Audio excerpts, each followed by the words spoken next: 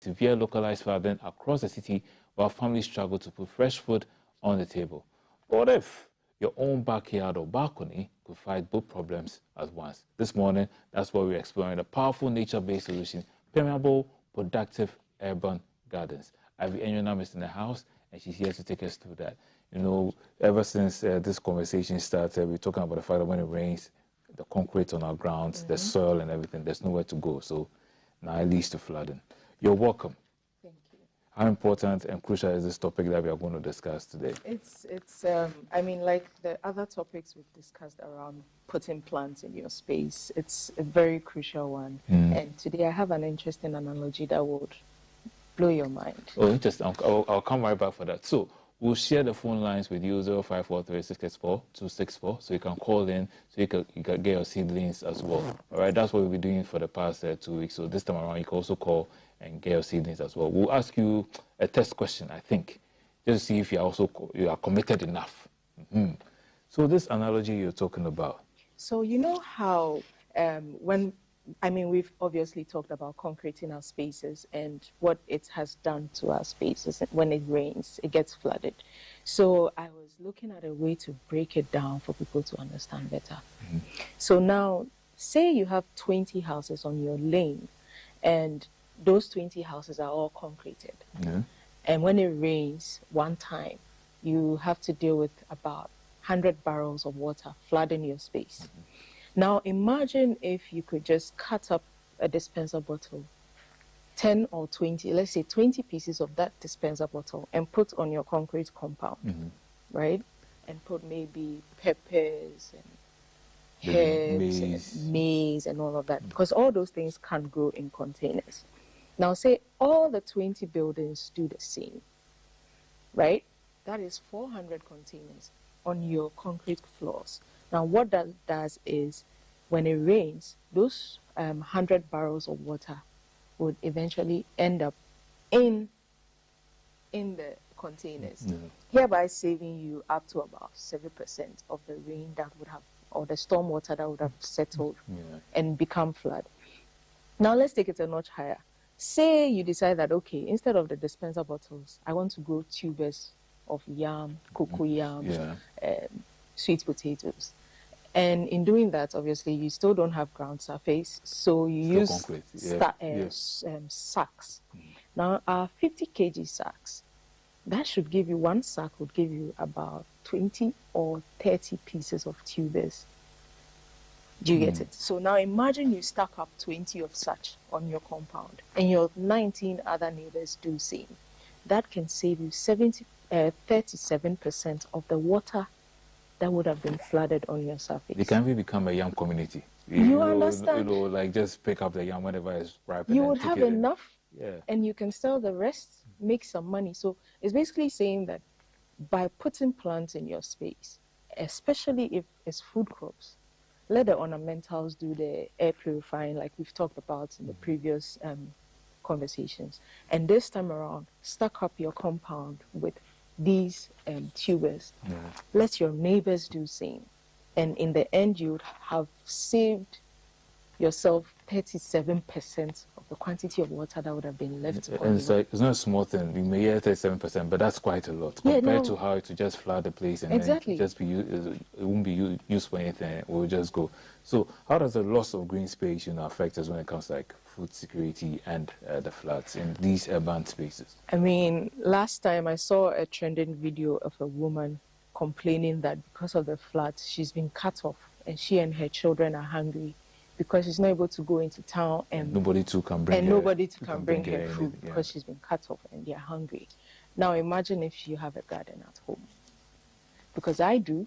I have peppers, I have herbs. I can make myself something and eat at home just from my garden, And one of the people we'll be speaking to on the 27th is a doctor who lives on the Legon campus and has done a similar thing in her backyard. And I'm always envious when I get there because she has everything. You are envious, but you see your own place, right? We see what you have on Sister Gwen, and you are envious of someone else. That's because she has a bigger space, so she's able to do more. We also have a bigger space. You can share with us all the plants. Yeah, I'll bring it. I'll sort you out. So we're still giving out the plants. You can call in and get yours as well, your seedlings and everything. 0543-664-264. Call in now. We just ask you a simple question and then like perhaps we spot the place you're coming from. And then we give you your seedlings. So now, how do these small-scale edible gardens and permeable planting systems effectively help manage the stormwater when it comes? I mean, like I was saying, it basically means that instead of all the 100 barrels sitting on your concrete floors because they don't have anywhere to go, they end up in the sacks and they give you more food, you know. And, you know, you mentioned something about how 37% may seem like not too much, but so just imagine, for instance, what the EPA is doing with the National Adaptation Plan. It just means that if we could scale up, and now it's not just 20 houses, and it's 100 houses, that means we are saving more water and using it as irrigation systems to grow food in our backyards and our homes, even without having soil in the ground. Okay. By just using container gardening. So how does this approach align with Ghana's adaptation plan? You know, National Adaptation Plan, the NAP. You know? Yes. So it basically, like I was just saying, it puts us in a space of collectiveness. You know, if just one home is doing this, it means that we are doing how do you call it, like a 20. Maybe I have 20 containers or 30 containers on my compound, but it's just me. Mm-hmm. But if the whole community is doing it, we are collectively saving, and that's what the National Adaptation Plan is all about. It's like a shared responsibility between government, you know, communities. And it's not just giving us food, it's also increasing our preparedness to disasters like floods. Yeah. Yes. The disasters that we make on our own because we build in waterways. Yes. So tell us about the SIGRA Climate Adaptation Starter Kit. Yes. So the Plant Plug, me, in collaboration with SIGRA, we're giving you a starter kit. Now the starter kit, I've seen the tools, they're amazing. Mm-hmm. We're giving you garden tools, basic garden tools. We're giving you some plants. We're giving you one in a cute pot. We're giving you some more seedlings to take home and actually put in your ground. There's even a tree going out for free. Mm-hmm. It's a fruit tree. It's called the Aki's tree. It's known for giving very big shades and all of that. You usually see it on the cantonment stretch. Yeah. It's really beautiful. So I'm really excited about that. To top it off, we're also going to hold your hand, basically. We're going to help you. Mm-hmm. So we are not just giving you the plants to go and figure it out. We are saying that we're taking it a step further. We're going to put you on a program, and for 3 months we would monitor, help you, hold your hand, show you how to care for it. And then you find your feet. Personally, even after 3 months, feel free to contact us whenever you need help. Yeah. And we are there to help. That's what we do. So it looks like when I read the target, it looks like women, the youth, and some like they are the priority. Why is that? First of all, I always tell young people that, you see, when you get to a certain age in life and you get older than us, you seem to think that, oh, I'm not here for long. Yeah. And I always tell young people that we are here, we're going to be here longer. We are going to be in this space. So we will deal with more floods. We will deal with more bad air.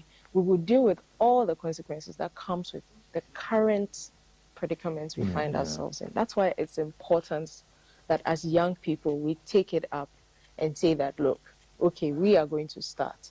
And that's why I like container gardening, because then you don't have to own the house. You don't have to own the apartment.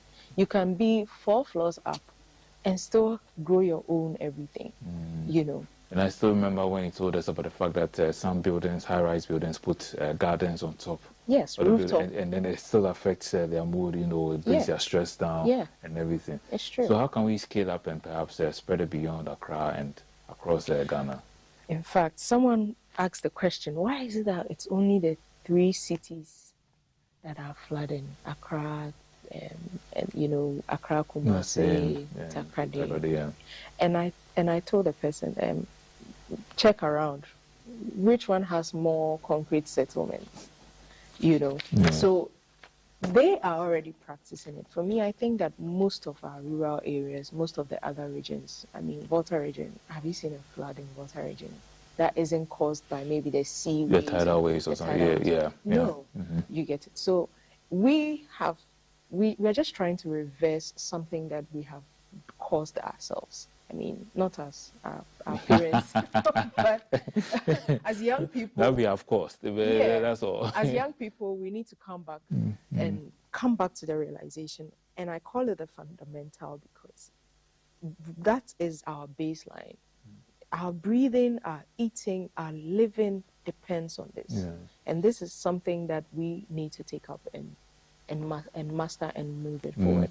And I think that once the urban settlements are able to do this, and once we are able to do this in the city, it becomes easy because take a look at social media.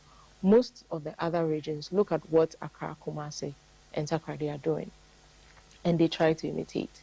So if we are doing gardening at home and everything, they'll go back to doing it, because then we make it look cool. But then again, they also make it local because I realize they don't flood, and I see some areas where they grow plants like mango and the rest. It's like you go there, it's like a grove. It's so cool and everything. Yeah. So I'm sure they don't envy us. We rather need to imitate them. Oh yeah, yeah. Because That's their lives are so like peaceful. They don't bother. It's like which flood? I mean, but they are still always trying to come to Accra. Oh, I get. There's that too. There's that too. So we can model up. And we need to also tell them that, Charlie, we envy you. Yeah.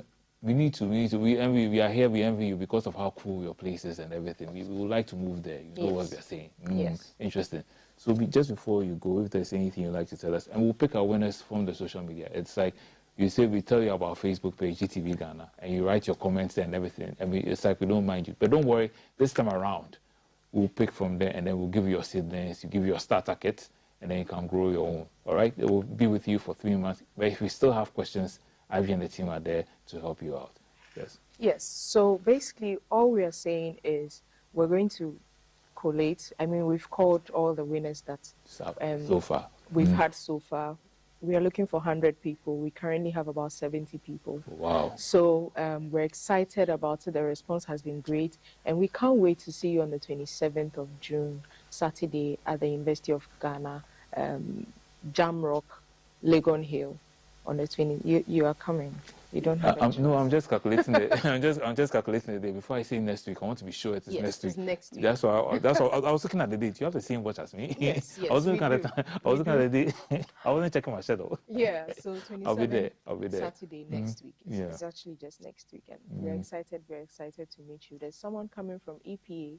There's a professor from the University of Ghana. We are going to, and then there's someone living the experience of planting their own food at home and growing their own plants at home. And so we're putting all these people together so that it's possible and you go to your community and champion it for us. When you mentioned that the person is an example of growing your own food, I can imagine the person growing some medicinal herbs. Anytime they are feeling unwell, they just grind the leaves or something. Oh, that's me. That's you. Oh, interesting. It is what it is. But you see the benefits of a plant life. Yeah. If you haven't adopted it, please, let's do so. I wanted to sleep. I couldn't sleep 2 or 3 days ago. I entered the garden and I took some butterfly pea flowers, just 3, and I poured hot water over it. Charlie, the way I slept. I haven't been able to sleep lately. Are there any butterfly peas around here somewhere? There's probably some in your bushes here, yes. It grows wild. Let's bring it here. Let's decorate this whole place. Anyway, Ivy, once again, thank you so much for coming through. We appreciate you. And we'll definitely let you know who has won the seedlings. Okay, so next week Friday, will we be doing the University of Ghana? No, next week Friday we'll be here for the last time. And then on Saturday. One of the professors. Oh, okay. Yes. Interesting. And then let's do that. So we'll see you next week. Yeah. So our plant plug is leaving, but you know how you can find Ivy Enyonam across all platforms. Is it Ivy_Enyonam or Ivy Enyonam _? So the underscore I said was at the wrong place, but you heard it. When we return, we talk evolution. We'll find it X. Stay with us.